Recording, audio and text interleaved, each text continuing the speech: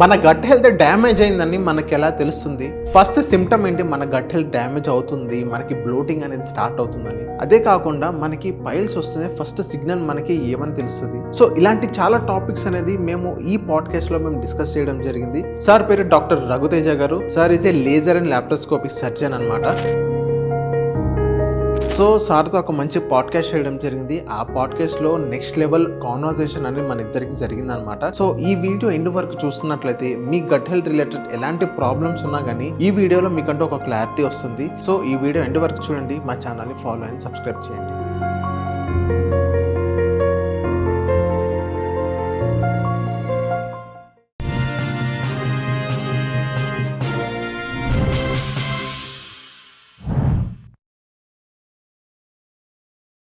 Hello Raghuteja garu, welcome to social post. Hi అండి. Yes sir, చాలా రోజుల తర్వాత వచ్చారు. ఫస్ట్ టైం అనుకుంటా మీరు సోషల్ పోస్ట్ రావడం. ఎస్ సార్, చెప్పండి sir, how you start your journey and మీరు laser and laparoscopy are specialization మీరు అందులో చేశారు. సో ఎందుకు లేజర్ అండ్ లాప్రోస్కోపీలో రావడం, ఈ స్ట్రీమ్ ఎందుకు తీసుకున్నారు మీరు? అంటే లాట్ ఆఫ్ స్పెషలైజేషన్స్ చాలా ఉన్నాయి, యూరాలజీ అని, న్యూరో సర్జరీ అని. బట్ నాకేంటంటే కొంచెం ఒకే స్పేస్ని పట్టుకోవడం కొంచెం బోరింగ్ లాగా అనిపిస్తుంది. నేనేంటంటే జనరల్ సర్జన్, అంటే ఎక్కడ బాడీలో ఎక్కడ స్వెల్లింగ్స్ ఉన్నా, బాడీలో ఎక్కడ పస్ ఫార్మేషన్ అయినా, ఇలాంటివి ఎక్కడున్నా నేను డీల్ చేస్తా. అంటే థైరాయిడ్ ప్రాబ్లం కానీ, హెర్నియా ప్రాబ్లం కానివ్వండి, ఇట్లా స్వెల్లింగ్స్ ఉంటాయి, గాల్ బ్లాడర్లో స్టోన్స్ కానివ్వండి, అర్షమొల్లలు అంటాం, పైల్స్, హెమరాయిడ్స్ ఇలాంటివి. సో వీటన్నిటిని డీల్ చేస్తే నాకు ఒక కొంచెం బూస్టింగ్ లాగా అనిపిస్తుంది. ఇప్పుడు న్యూరో అంటే ఓన్లీ బ్రెయిన్కి మాత్రమే స్టిక్ ఆన్ అయి ఉంటాం, everyday day in day out ఇదే చేసుకుంటూ కూర్చోవాలి. ఒక కొన్ని రోజుల తర్వాత బోరింగ్ అయిపోతుంది.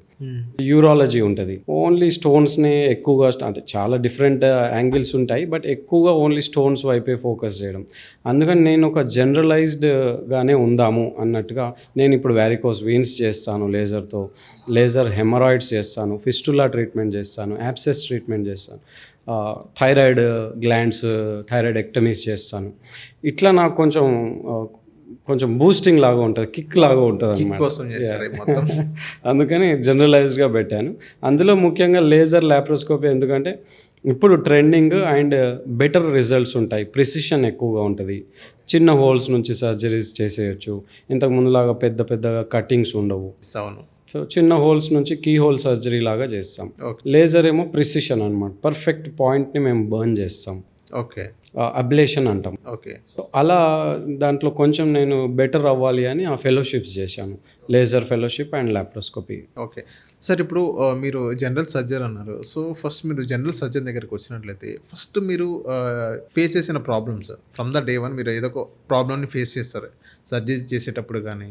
సో మీరు ఫేస్ చేసిన ఫస్ట్ ప్రాబ్లం ఏంటి సార్? ప్రాబ్లమ్స్ అంటే ఇప్పుడు గ్రాడ్యుయేషన్ టైంలో పీజీ చేసేటప్పుడు డిఫరెంట్ టైప్స్ ఆఫ్ పేషెంట్స్ ఉంటాను. నేను లివర్ ట్రాన్స్ప్లాంట్ టీంలో ట్రైన్ అయ్యాను అనమాట.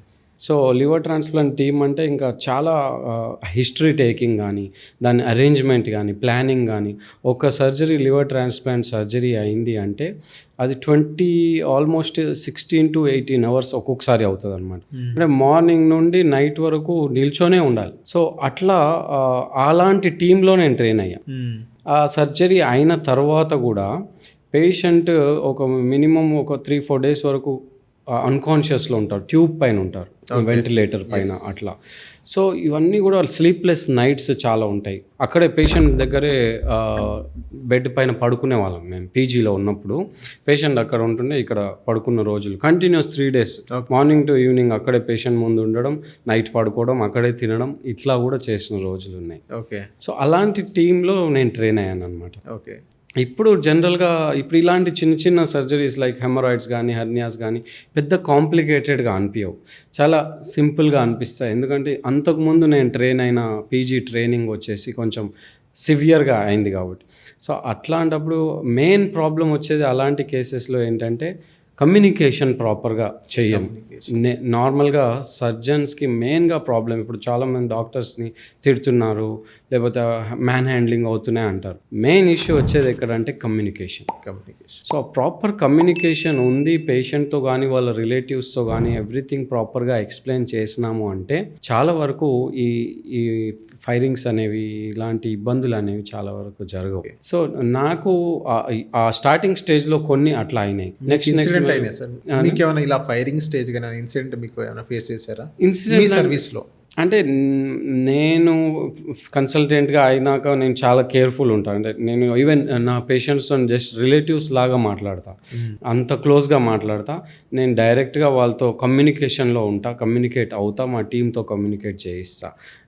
అంతకుముందు పీజీలో ఉన్నప్పుడు అలాంటప్పుడు చిన్న చిన్న అంటే మర్చిపోతుండే, కొన్ని చెప్పకపోవడం, వాళ్ళు క్లియర్గా ఎక్స్ప్లెయిన్ చేయకపోవడం వల్ల మా పైన అఫీషియల్స్ వాళ్ళతో తిట్లు తినడం కానీ, లేకపోతే పేషెంట్స్ వాళ్ళతో కొన్ని తిట్లు తిన్న రోజులు చాలాసార్లు ఉన్నాయన్నమాట. ఓకే. సో అట్లా అందరికీ అవుతూ ఉంటాయి. బట్ నేను యాజ్ ఎ కన్సల్టెంట్ అయిన తర్వాత చిన్న చిన్న అన్నీ కూడా రెక్టిఫై చేసుకొని ఇప్పటి వరకు అయితే బై గాడ్స్ గ్రేస్ ఎలాంటి సిచ్యువేషన్ రాలేదు. ఓకే సార్, మీ ప్రాక్టీస్ ఎన్ని ఇయర్స్ నుంచి సార్? ఇప్పుడు మీరు ఎన్ని ఇయర్స్ నుంచి మీరు ప్రాక్టీస్ చేస్తున్నారు ఇదే లేజర్ అండ్? ఇప్పుడు ఆల్మోస్ట్ 8 years అవుతుంది. 8 years నుంచి అవుతుంది. సో ఈ 8 yearsలో మీరు ఒక పేషెంట్ని ఒక ప్రాబ్లంతో వచ్చినప్పుడు ఏ పేషెంట్ మీరు ఎక్కువ ఇంట్రెస్ట్ చూపించారు, అరే ఈ కేసు నేను సాల్వ్ చేయాలని చెప్పి? ఎలా అయినా ఏ పేషెంట్ దగ్గర ఆ ప్రాబ్లం ఏంటి, మీరు చేసిన వర్క్ ఏంటి సార్? నేను మెయిన్గా పేషెంట్స్కి నాకు grade 4 హెమరాయిడ్స్ వస్తారు. అంటే పైల్స్ అంటాం కదా. చాలామంది పైల్స్ అంటే చిన్న గడ్డలు బయటకు వస్తాయి అనుకుంటారు. ఒక్కొక్కసారి అవి మొత్తం యానల్ కెనాల్ని క్లోజ్ చేసేస్తాయి, ఇంత పెద్దగా ఉంటాయి, కాలీఫ్లవర్ లాగా. ఓకే. సో వాటిని ఎక్సర్సైజ్ చేయడం అంత ఈజీ కాదు. సో అట్లాంటి కేసెస్ నాకు ఛాలెంజింగ్ లాగా అనిపిస్తాయి. వాటిని లేజర్తో ఎక్సర్సైజ్ చేస్తాం అనమాట. కొన్నిసార్లు స్టాప్లర్ యూజ్ చేస్తాం. సో అలాంటిది. ఇంకొకటి ఏంటి అంటే ఇన్సిషనల్ హర్నియాస్ అంటాం. అంటే ఆల్రెడీ వాళ్ళు ఇంతకుముందు సర్జరీ చేసుకొని ఉంటారు ఫర్ దేనికో, లైక్ హిస్టరెక్టమీ కొరకో, లేకపోతే ఇంతకుముందు వేరే ఏదో ఆపరేషన్ అయ్యి, ఆపరేషన్ అయిన ఏరియా నుండి వాళ్ళకు స్వెల్లింగ్ వస్తుంది అనమాట. ఓకే. కొన్ని రోజులకి, కొన్ని నెలలకు, కొన్ని సంవత్సరాలకు ఆ కట్ చేసిన దాన్ని ఇన్సిషనల్ హర్నియా అంటాం. అట్లా నేను ఆపరేట్ చేసింది 7 times రిపీట్ అయింది. 7 times. ఓకే. అంటే వేరే వాళ్ళు ఆపరేట్ చేసిండ్రు 7 times, అట్లా రికరెన్స్ అయ్యి 7th time నా దగ్గరకు వచ్చారు. ఓకే. కంప్లీట్ ఒకటిగా 3 హర్నియాస్ అనమాట, 1, 2, 3 ఇట్లా. సో వాటిని కంప్లీట్గా మంచిగా కట్ చేసి లోపలికి ఆ ఇంటెస్టైన్ని వేసేసి ఒక పెద్ద జాలి వేసినాం మనం, మెష్ అంటాం. 30 centimeters మెష్ ఉంటుంది. అంత పెద్ద మెష్ వేసి చేస్తే ఇప్పటి వరకు మళ్ళీ ఆ పేషెంట్కి రికరెన్స్ రాలేదు. అంటే ఆ హెర్నియా ఎందుకు వస్తుంది సార్ యూజువల్లీ? సో హర్నియా అనేది ఏంటంటే ఒక వీక్ పాయింట్లో నుంచి ప్రొట్రూడ్ అవుతుంది ఇంటెస్టైన్. లోపల ఉండాల్సిన ఇంటెస్టైన్ పేగ్ ఏదైతే ఉంటుందో అది లోపల ఉండకుండా ఇట్లా బయటకి ప్రొట్రూడ్ అవుతుంది. ఎందుకు అంటే వీక్ పాయింట్ వల్ల. ఇప్పుడు నార్మల్గానే కొన్ని వీక్ పాయింట్స్ ఉంటాయి మన బాడీలో. బొడ్డు ఉంది, ఈ బొడ్డు అనేది ఒక వీక్ పాయింట్. ఇక్కడ గజాల దగ్గర 2 వీక్ పాయింట్స్ ఉంటాయి, ఈ కిడ్నీల దగ్గర 2 వీక్ పాయింట్స్ ఉంటాయి, లంబార్ పాయింట్స్ అంటాం. ఇవి నార్మల్గా ఉంటాయి. ఇప్పుడు ఎప్పుడైతే ప్రెషర్ పెరుగుతుందో పొట్టలో, అబ్డామినల్ ప్రెషర్ ఇంక్రీజ్ అయింది, ఒబిసిటీ, వెయిట్ పెరిగినాము, ఏమవుతుంది, ప్రెషర్ పెరుగుతుంది అంబెలికస్ పైన. లేదా ఇప్పుడు మీరు ప్రెగ్నెన్సీ తీసుకోండి, ఏమవుతుంది, ప్రెషర్ పొట్టలో పెరిగింది కదా. అవును. లేదు, కాన్స్టిపేషన్ అంటే మోషన్ ఫ్రీగా రాదు, కొంతమందికి ఇలా ముక్కుతారు, ప్రెషర్ పెడతారు. ఎప్పుడైతే అబ్డామినల్ ప్రెషర్ పొట్టలో పెరుగుతుందో అప్పుడు హర్నియా వచ్చే ఛాన్స్ ఎక్కువ. అంటే ఆ వీక్ పాయింట్ కాస్త నార్మల్గా ఉండాల్సిన వీక్ పాయింట్ కొంచెం సైజ్ ఇట్లా పెరుగుతుంది. సో ఈ అంబెలికస్ దగ్గర ఉన్న ఇంత సైజ్ ఉండాల్సింది ఇంత పెరుగుతుంది. ఈ పెరిగినప్పుడు లోపల ఉన్న ఇంటెస్టైన్ వెళ్ళి అందులో లోపలికి వెళ్ళడం, బయటకు రావడం అట్లా చేస్తూ ఉంటుంది అన్నమాట. సో అది బొడ్డు దగ్గర వస్తే దాన్ని అంబెలికల్ హర్నియా అంటాం. గజాల దగ్గర వస్తే ఇంగ్వైనల్ హర్నియా అంటాం. ఈ బ్యాక్ సైడ్ కిడ్నీల దగ్గర వస్తే లంబార్ హర్నియా అంటాం. అదే ఇంతకుముందు ఆపరేషన్ చేసిన సైట్ నుంచి వస్తే దాన్ని ఇన్సిషనల్ హర్నియా అంటాం. ఓకే. ఆ హెర్నియా అనేది ఇప్పుడు సర్జరీ చేయాల్సి వస్తుందా, లేకపోతే టాబ్లెట్స్ ఏమైనా క్యూర్ అయ్యే ఛాన్స్ ఉందా? అంటే లేదు, హర్నియా అనేది వరల్డ్లో ఎక్కడికి వెళ్ళినా మందులతో తగ్గదు. దానికి ఒకే ఒక ట్రీట్మెంట్, ఆపరేషన్. దానికి ఇప్పుడు ఇంతకుముందు కట్ చేసి పెద్దగా చేసేవాళ్ళం, ఇప్పుడు ల్యాప్రోస్కోపీతో చిన్న కీ హోల్ సర్జరీ చేస్తున్నాం. ఏదైతే ఇంటెస్టైన్ ఆ లోపలికి వెళ్తుందో దాన్ని లోపలికి లాగేసి కిందకి వేసేసి దాని యథా ప్లేస్కి ఆ హోల్ ఏదైతే వీక్ అయిందో దాన్ని స్టిచ్ చేస్తాం టైట్గా. అప్పుడు అది టైట్ అవుతుంది. ఆ టైట్ చేసి అలాగే వదిలేయకుండా జాలి వేసిస్తాం, ఒక డోర్ లాగా పెట్టేస్తాం, మళ్ళీ ఇంటెస్టైన్ పోకుండా. ఆ జాలి ఆ ఏరియా మొత్తంని స్ట్రెంగ్తెన్ చేస్తుంది అనమాట. అప్పుడు రికరెన్స్ రాదు, మళ్ళీ మళ్ళీ జరగదు. ఓకే. ఇది హెర్నియా బయటికి తీసేస్తారా సార్ ఇప్పుడు? ఒక చిన్న లాప్రోస్కోపీ కీ హోల్ వేస్తారు కదా, హెర్నియా అనేది కొంచెం పెద్ద కీ హోల్ సైజ్ కంటే పెద్దగా ఉంటే అప్పుడు ఎలా ఎలా మళ్ళీ హోల్ సైజ్ అని పెంచుతారా, ఎలా చేస్తారు? ఎంత పెద్ద హెర్నియానైనా ఇంత చిన్న హోల్ నుంచి చేయొచ్చు, చాలా వరకు చేయొచ్చు. 2-3 మల్టిపుల్ ఉన్నాయి, ఒకే చోట లేవు, ఇక్కడ 3-4 ఉన్నాయి అంటే అప్పుడు ఓపెన్ సర్జరీ చేయాల్సి వస్తుంది. లేదా లాప్రోస్కోపీలో చాలా వరకు చేయొచ్చు. మెష్ పెద్దది యూజ్ చేస్తాం అనమాట, జాలి. ఇప్పుడు ఎంత పెద్ద హెర్నియానన్నా లాప్రోస్కోపీతో చేస్తున్నాం, కీ హోల్ సర్జరీ మొత్తం లాప్రోస్కోపీ చేస్తున్నారు. యా. సార్ ఇప్పుడు యూజువల్లీ ఒక నార్మల్గా ఒక గట్ హెల్త్ ఎఫెక్ట్ అయిందనుకోండి, మనకి ఫస్ట్ ఇండికేషన్ ఏమొస్తుంది సార్? గట్ హెల్త్ ఎఫెక్ట్ అయినప్పుడు కొన్ని సిమ్టమ్స్ ఇస్తుంది, లైక్ బ్లోటింగ్. తినగానే కడుపు ఉబ్బరం లాగా అనిపించడము, ఇండైజెషన్ లాగా, అసిడిటీ, ఛాతీలో మంటలాగా, ఇలాంటివి. అండ్ కొందరికి కాన్స్టిపేషన్ ఉంటుంది, మోషన్ సరిగా ఫ్రీ అవ్వకపోవడము. అండ్ అప్పుడప్పుడు ఈ ఛాతీ ఈ జబ్బ లాగడం, షోల్డర్, లెఫ్ట్ షోల్డర్ కానీ రైట్ షోల్డర్ కానీ, లేదంటే ఈ కడుపు మైల్డ్గా నొప్పి వస్తూ ఉంటుంది, రైట్ హైపోకాండ్రియం అంటాం, అంటే ఇటు సైడ్ కానీ ఓవరాల్గా కానీ చిన్న ఇట్లా నొప్పి వచ్చడం వెళ్ళిపోవడం, నొప్పి రావడం వెళ్ళిపోవడం, మైల్డ్గా ఉంటుంది అది. సో వాళ్ళకి అర్థం కాదు ఏంటి అనేది. ఇవన్నీ ఇండికేషన్స్ అనమాట, మీ గట్ హెల్త్ డిస్టర్బ్ అవుతుందనే ఇండికేషన్స్. బ్లోటింగ్, అసిడిటీ, కాన్స్టిపేషన్, లేదా లూజ్ స్టూల్స్, మ్యూకస్ స్టూల్స్ జిగురుగా వస్తాయి కొంతమందికి, కొంతమంది బ్లడ్ పడుతుంది మోషన్లో, ఆన్ అండ్ ఆఫ్ పెయిన్ రావడం, ఇవి. ఓకే. సో యూజువల్లీ డాక్టర్ని కన్సల్ట్ అవ్వాలంటారా, లేకపోతే నార్మల్గా ఇప్పుడు మనం మెడికల్ షాప్కి వెళ్ళి ఒక గ్యాస్ టాబ్లెట్ ఇచ్చి తీసుకొని తగ్గించానని అంటారు? సో ఏది డాక్టర్ కన్సల్ట్ అవ్వాలా, లేకపోతే యూజువల్లీ ఒక టాబ్లెట్ తీసుకుంటే సైలెంట్ అయిపోవచ్చు అంటారా? గ్యాస్ట్రిక్ ఇష్యూ అనేది డిపెండ్స్. అంటే మీకు ఎప్పుడూ రాలేదు, ఏదో సడన్గా వచ్చింది ఒకసారి అంటే ట్యాబ్లెట్ తీసుకున్నారా తగ్గిపోతుంది, మళ్ళీ ఓకే రాదు.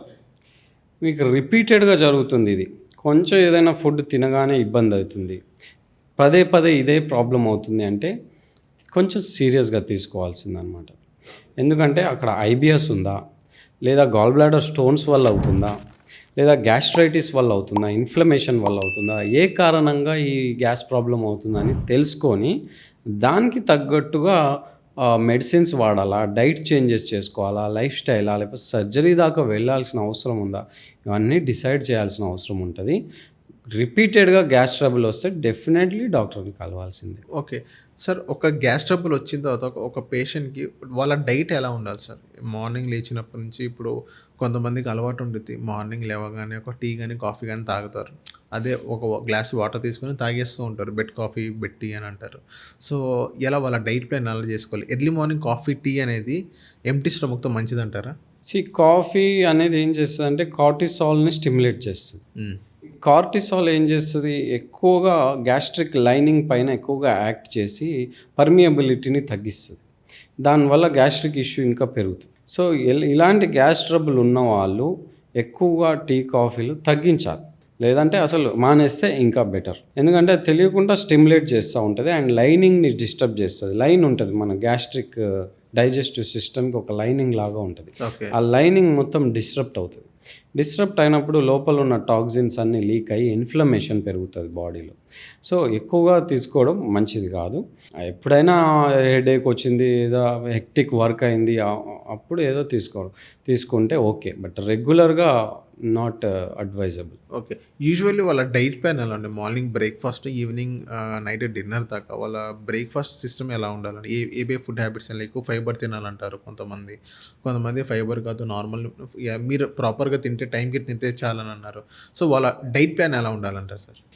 డైట్ ప్లాన్ అనేది జనరలైజ్డ్గా ఉండదు వీళ్ళకి, ఓకే, కస్టమైజ్డ్గా ఉంటుంది. అంటే ఆ పేషెంట్కి, ఆ గ్యాస్ ట్రబుల్ వస్తున్న వ్యక్తికి ఎలాంటి డైట్స్ పడతాయి, ఎలాంటి ఫుడ్స్ పడతాయి, ఎలాంటి ఫుడ్స్ పడవు అనేది చెక్ చేసుకోవాలి. వాళ్ళకు కొన్ని ఫుడ్స్, కొంతమంది పాలు పడవు, లాక్టోజ్ ఇంటాలరెంట్ ఉంటారు, పెరుగు పడదు, కొంతమంది మజ్జిగ పడదు, కొంతమంది కాలీఫ్లవర్ పడదు.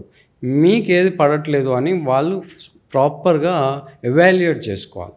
ఏది పడట్లేవో ఫస్ట్ వాటిని ఎలిమినేట్ చేయాలి. ఎలిమినేషన్ డైట్ అంటాం. ఆ తర్వాత కొన్ని ఉంటాయి, ఫాడ్ మ్యాప్స్ అంటాం, ఫర్మెంటబుల్ కార్బోహైడ్రేట్స్. అవి అంటే మన బ్యాక్టీరియా ఉంటాయి కదా గట్లో, ఆ బ్యాక్టీరియాకి షుగర్ అంటే ఎక్కువ ఇష్టం అన్నమాట. షుగర్ కానీ కార్బోహైడ్రేట్స్ కానీ, ఎక్కడైతే కార్బోహైడ్రేట్స్ షుగర్ ఇలాంటివి ఎక్కువ దొరుకుతాయో అక్కడ ఫర్మెంటేషన్ ఎక్కువగా జరుగుతుంది. ఓకే. సో ఫాడ్ మ్యాప్స్ అనేవి ఇలాంటి ఫర్మెంటేషన్ ఎక్కువగా క్రియేట్ చేస్తాయి. సో ఈ గ్యాస్ ట్రబుల్ ఎక్కువ ఉన్న వాళ్ళు, ఐబిఎస్ ఉన్న వాళ్ళు లో ఫాడ్ మ్యాప్ డైట్ తీసుకోవాలి.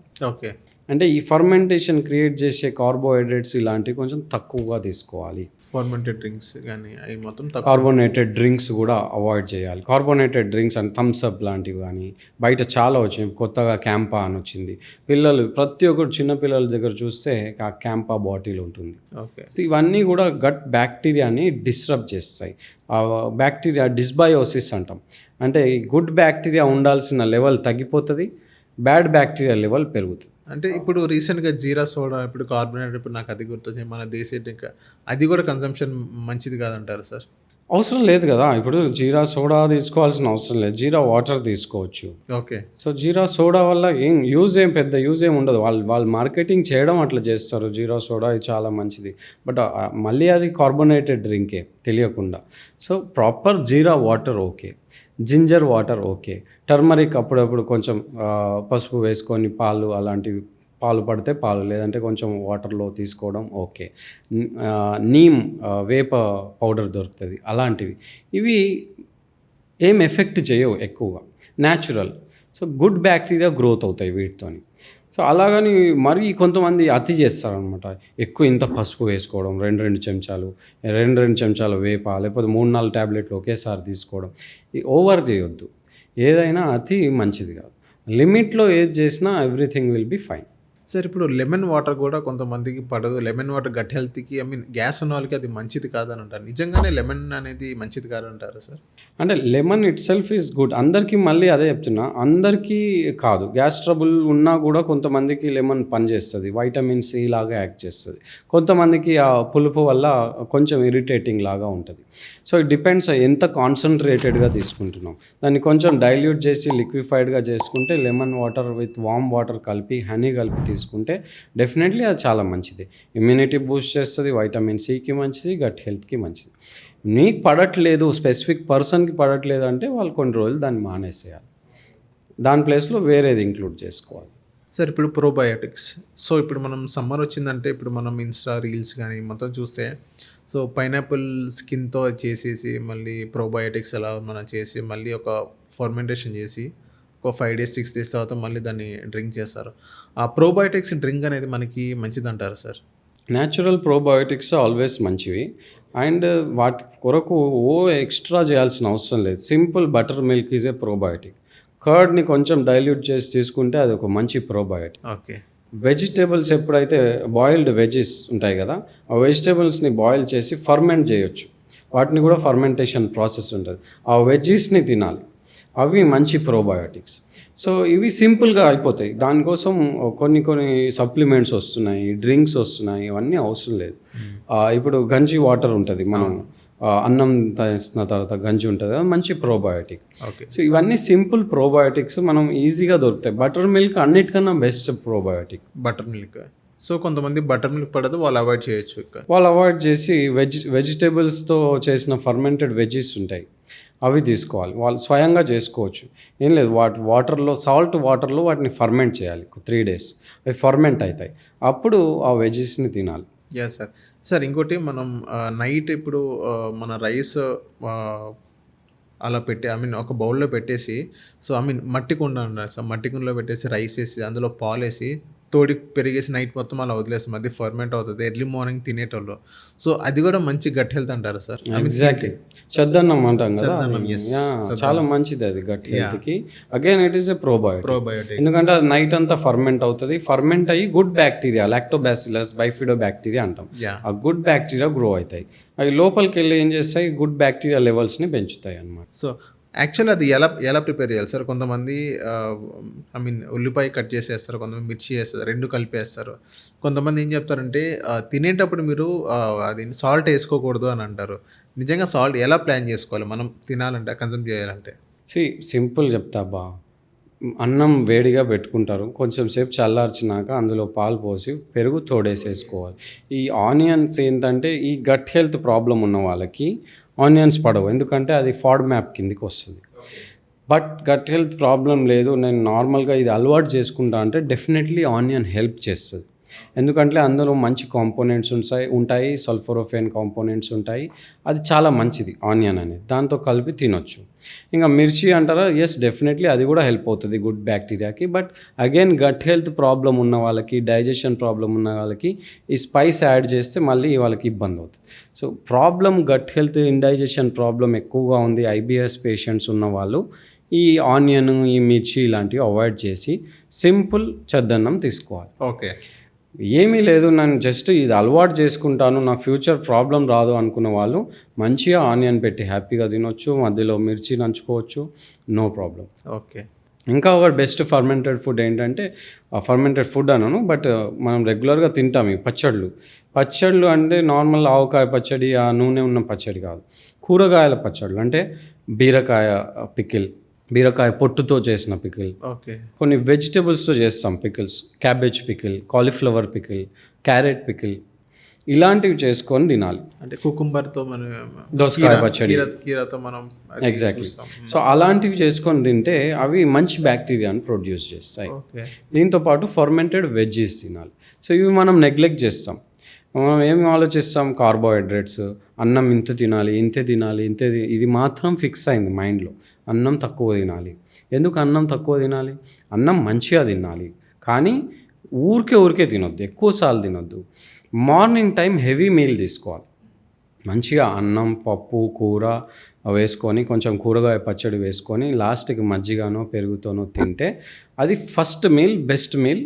హెవీగా తీసుకోవాలి అంటే బ్రేక్ఫాస్ట్ టైంలో 10:30, 11కి ఆఫీస్కి వెళ్ళే ముందు మంచిగా అన్నం తినేసి పోవాలి. ఓకే. ఆఫ్టర్నూన్ టైం తినకున్నా సరే లంచ్ స్కిప్ చేయొచ్చు, కానీ బ్రేక్ఫాస్ట్ స్కిప్ చేయొద్దు. బ్రేక్ఫాస్ట్ స్కిప్ చేయడం వల్ల మైగ్రేన్ వస్తుంది, అర్థమైందా? ఎందుకంటే బ్రేక్ఫాస్ట్ అనేది మెయిన్ మీల్. మీకు ఎనర్జీ రావాలి, ఆ డే అంతా వర్క్ చేయాలంటే గట్ హెల్త్ సర్కేడియన్ రిథమ్ని మీరు ఫాలో అవ్వాలి. మనకి ఎలా అయితే సర్కేడియన్ రిథమ్ అంటే ఏంటి, మార్నింగ్ టైమ్ యాక్టివ్గా ఉంటుంది డైజెస్టివ్ సిస్టమ్, ఆఫ్టర్నూన్ ఈవినింగ్ వచ్చేసరికి మెల్లిగా దాని వర్క్ స్లో అవుతుంది, నైట్ ఇంకా స్లో అవుతుంది. సో మనం ఏం చేయాలి, యాక్టివ్గా ఉన్నప్పుడు దాన్ని ఎక్కువ ఫుడ్ ఇచ్చేసేయాలి. సో అది ఈవినింగ్ వచ్చేసరికి మనకు అది మంచిగా డైజెస్ట్ చేసి పెట్టి దానిలోని న్యూట్రియంట్స్ అన్నీ మనకు అందేలాగా చేస్తుంది అన్నమాట. దాన్ని ఈవినింగ్ దాకా ఊరికే వదిలేసేయాలి. పొద్దున తిన్నది ఈవినింగ్ దాకా వదిలేస్తే అది మంచిగా అసిమ్యులేట్ చేసుకొని, డైజెస్ట్ చేసుకొని బాడీకి వంట పెట్టేలాగా చేస్తుంది. ఓకే. సో అందుకని మార్నింగ్ మంచిగా హెవీ మీల్ తీసుకోవాలి. ఇప్పుడు ఆ స్టిమ్యులేట్ అవ్వాలి డైజెస్టివ్ సిస్టమ్ అంటే ఆ మార్నింగ్ పొద్దున్నే లేవగానే వామ్ వాటర్తో స్టిమ్యులేట్ చేయాలి. వామ్ వాటర్ విత్ జింజర్ కానీ విత్ లెమన్ కానీ సంథింగ్ స్టిమ్యులేట్ అయిపోతుంది. అది 10:30, 11కి హెవీ మీల్ తీసేసుకోవాలి.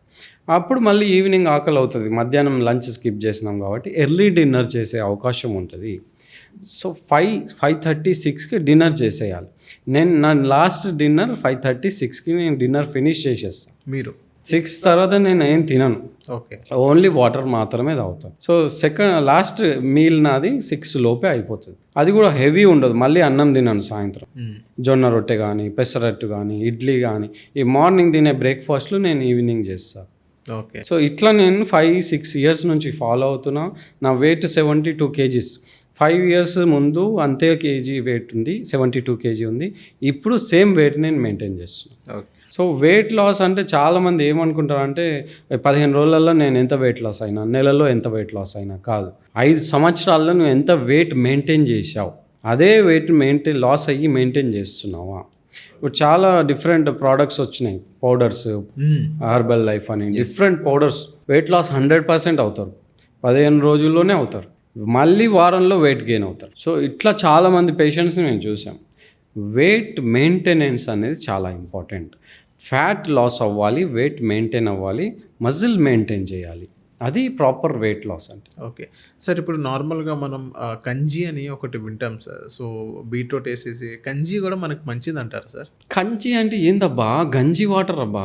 వాటర్ మనం అన్నము ఉడకబెడతాం కదా, అవును.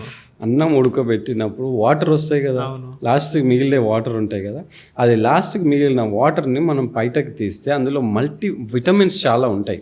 మల్టీవిటమిన్ లాగా అది, ముఖ్యంగా థయామిన్ ఉంటుంది. నీకు థయామిన్ విటమిన్ B1 అంటాం, అది ఎందులో దొరకదు అంత ఈజీగా. ఈవెన్ ట్యాబ్లెట్స్లో కూడా సప్లిమెంట్స్లో ఇచ్చినవి కూడా థయామిన్ అంత ఈజీగా దొరకదు. సో ఆ థయామిన్ అనేది మీకు ఆ గంజి వాటర్లో ఉంటుంది. ఈ vitamins B complex vitamins gut హెల్త్కి చాలా మంచివి. సో ఆ వైటమిన్ బి కాంప్లెక్స్ మెయిన్గా ఈ కంజి వాటర్లో దొరుకుతాయి, రైస్లో ఉంటాయి. సో చాలామంది గుడ్డిగా రైస్ని అవాయిడ్ చేస్తారు. You should not do that. ఎంత లెవెల్లో తీసుకోవాలి, అన్నం కొంచెం తీసుకోవాలి, కర్రీస్ ఎక్కువగా పెట్టుకోవాలి. సో దాని క్వాంటిటీ తగ్గించుకోవాలి, కానీ గుడ్డిగా అవాయిడ్ చేయడం అనేది ఫూలిష్నెస్. అంటే ఇప్పుడు మనం ఇన్‌స్టాలో చూస్తున్నాం కదా సార్. బీట్రూట్ ఏసేసి కంజీ అనేది ఫర్మెంటేషన్ చేస్తారు ఒక 3 డేస్‌కి. So, usually one of doctor కూడా చెప్పారు. సో, కంజీ నేను యూజువల్లీ 3 డేస్ రిపీటెడ్ సైకిల్ చేస్తానని. నేను ఆ కంజీ గురించి అది మంచిదంటారా? ఐ మీన్ ప్రోబయోటిక్ లాగా మనకు యూజ్ అవుతదా? ఎస్, అది ప్రోబయోటిక్ లాగా యూజ్ అవుతుంది. ఎందుకంటే అందులో బైఫిడో బ్యాక్టీరియా ఉంటుంది. ఓకే. అది మన గట్ హెల్త్కి హెల్ప్ చేస్తుంది. ఆ బైఫిడో బ్యాక్టీరియా మల్టిప్లై అవుతాయి, మల్టిప్లై అయ్యి డైజెషన్ బెటర్ అవుతుంది. అండ్ ఈ బ్యాడ్ బ్యాక్టీరియా, డిస్బయోసిస్ అంటాం. డిస్బయోసిస్ అంటే లెవెల్స్ ఆఫ్ బ్యాడ్ బ్యాక్టీరియా ఎక్కువ ఉంటాయి, గుడ్ బ్యాక్టీరియా తక్కువ ఉంటాయి. ఆ డిస్బయోసిస్ వాళ్ళకి ఇలాంటి ప్రోబయోటిక్స్ చాలా యూజ్ అవుతాయి, హెల్ప్ అవుతాయి డెఫినెట్లీ. ఓకే. ఇంకొకటి కెఫీర్ అని కూడా దొరుకుతుంది, అది ఫారెన్లో ఎక్కువ యూజ్ చేస్తారు. మనం కూడా చేసుకోవచ్చు. అది కెఫీర్ గ్రాన్యూల్స్ అని దొరుకుతాయి అమెజాన్లో. ఆ గ్రాన్యూల్స్ని మనం ఎట్లా అయితే పెరుగు తోడేస్తామో అట్లా తోడేస్తే అది కెఫీర్ అవుతుంది. అది కూడా డైలీ 1 or 2 స్పూన్స్ తింటే గుడ్ బ్యాక్టీరియా గ్రో అవుతుంది. ఓకే. Yes sir. ఇందాక మీరు జీబీ గాల్ బ్లాడర్ గురించి మనం డిస్కస్ చేసాం. సో, యూజువల్లీ గాల్ బ్లాడర్‌లో స్టోన్స్ ఎందుకు వస్తాయి సార్? గాల్ బ్లాడర్ స్టోన్స్ ఎందుకు వస్తాయంటే, గాల్ బ్లాడర్ అనేది ఒక స్టోరేజ్ ఆర్గాన్. అందులో ఏం స్టోర్ అవుతుంది అంటే బైల్ స్టోర్ అవుతుంది. ఈ బైల్ ఏం చేస్తుంది, మనం ఎప్పుడైతే హెవీ ఫుడ్స్, ఫ్యాటీ డైట్ తీసుకుంటామో ఈ బైల్ని సెక్రెట్ చేస్తుంది గాల్ బ్లాడర్. ఇట్లా పంప్ చేస్తుంది. పంప్ చేయగానే బైల్ వెళ్ళి ఆ ఫ్యాట్ని కలిసి, ఆ ఫ్యాట్ పెద్ద పెద్ద లాబ్యూల్స్ అనమాట, అంత ఈజీగా డైజెస్ట్ కావు. బైల్ కావాలి ఫ్యాట్ డైజెస్ట్ అవ్వాలంటే. సో బైల్ ఫ్యాట్తో కలిసి చిన్న పీసెస్ లాగా చేసేస్తుంది ఫ్యాట్ని. అందుకని గాల్ బ్లాడర్ హెల్ప్ అవుతుంది బైల్ పంప్ చేయడానికి. ఓకే. ఇప్పుడు స్టోన్స్ ఎక్కువ ఎందుకు అవుతాయి, ఆ బైల్ స్టోరేజ్ లోపలనే మురిగిపోయింది, బైల్ అలానే ఉండిపోయింది, గాల్ బ్లాడర్ పంప్ చేయట్లేదు టైంకి అన్నప్పుడు ఆ బైల్ లోపల ఆగిపోయి కాన్సన్ట్రేట్ అయిపోతుంది అనమాట. కాన్సన్ట్రేట్ అయిపోయి స్టోన్స్ లాగా అవుతాయి. సో ఇలా కొంతమందికి బై బర్త్గానే కొంచెం ప్రాబ్లం ఉంటుంది, లైక్ గాల్ బ్లాడర్ స్టాసిస్ అంటాం. అంటే అది పంప్ చేయాల్సిన విధంగా పంప్ చేయదు. వాళ్ళలో స్టోన్స్ అయ్యే ఛాన్సెస్ చాలా ఎక్కువ ఉంటుంది అనమాట ఫ్యూచర్లో. లేదంటే ఫ్యాటీ డైట్ ఎక్కువ కంటిన్యూస్గా తీసుకుంటే ఏమవుతుంది, ఈ బైల్ ఎంత వెళ్ళాలో అంత వెళ్తుంది. మళ్ళీ ఫ్యాటీ డైట్ వెళ్ళగానే ఊరికే పంప్ చేయదు అది. సో అది ఇందులో స్టోర్ అయిపోతుంది. ఆ స్టోర్ అయిపోయినప్పుడు స్టోన్స్ ఫామ్ అయ్యే ఛాన్సెస్ ఎక్కువ ఉంటుంది. కాన్సన్ట్రేషన్ ఆఫ్ బైల్ వల్ల గాల్ బ్లాడర్లో స్టోన్స్ అవుతాయి. ఓకే.